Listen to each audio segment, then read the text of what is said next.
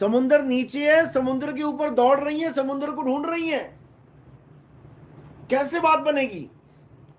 तो जब गुरु मिलेगा तो क्या करेगा? उस दौड़ती हुई समुद्र की लहरों को, यानी चल अवस्था की लहरों को अचल अवस्था का ज्ञान दे देगा कि भागना नहीं है, रुक जा, सुरत बांध, स्थिर करो। स्थिर का मतलब क्या होता है? चलना। स्थिर का मतलब होता है एक जगह रुक जाना। जब रुकने का ज्ञान मिल गया तो उस लहर को समुद्र कैसे मिलेगा? उसी में समा जाएगी।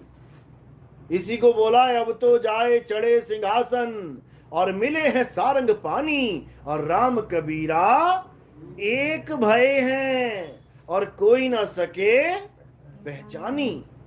बस यहां पे सिंहासन पे चढ़ने की बात चल रही है और वहां लहर के गिरने की बात चल रही है। बस इतना सा खेल है। वहां पर लहर नीचे हो गई तो समुद्र में मिल जाएगी, और यहां पे तुम थोड़ा ऊपर चढ़ गए तो सिंहासन पे बैठ जाओगे।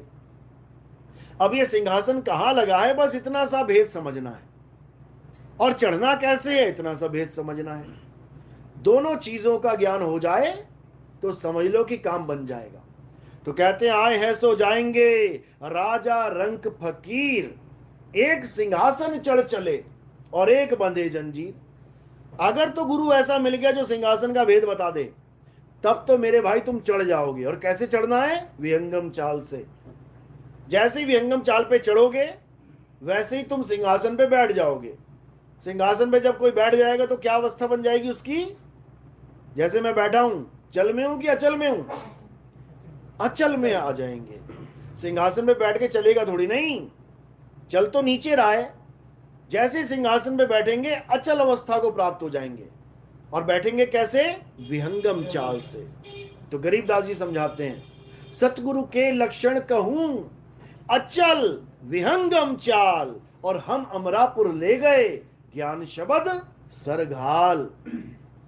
कहते हैं मुझे सतगुरु जब लेके गए, विहंगम चाल से लेके गए, मेरे रास्ते में कोई गणेश जी का लोक, महेश जी का लोक, ब्रह्मा विष्णु महेश का लोक नहीं आया। विहंगम चाल यानी डायरेक्ट लेके गए। जैसे चुंबक लोहे को खींचती है तो लोहा क्या रुक रुक के जाता है? 5 बार रुक के जाएगा क्या? बिल्कुल नहीं।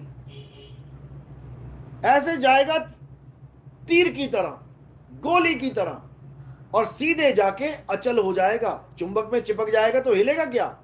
नहीं हिलेगा, अचल हो जाएगा। अभी भाग रहा है इधर उधर,